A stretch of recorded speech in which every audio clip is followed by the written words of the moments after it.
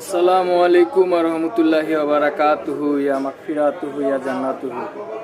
আল্লাহ তাআলা আপনাদের মনের সকল নেক নিয়াতগুলো পূরণ করে দিক, বলেন আমিন। এরকম একটা ফজিলতপূর্ণ মাসে কেউ ইফতারির দাওয়াত দিলেন না, এখন পর্যন্ত দিচ্ছেনও না।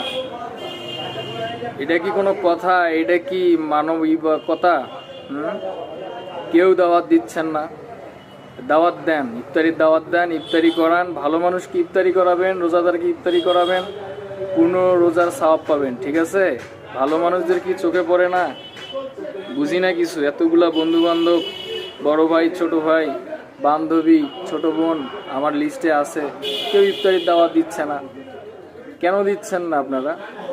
ইফতারির দাওয়াত দেন, খুব দ্রুত ইফতারির দাওয়াত দেন। আমি চলে আসবো ইনশাল্লাহ। ঠিক আছে? ইফতারির দাওয়াত দেন, তাড়াতাড়ি তাড়াতাড়ি দাওয়াত দেন।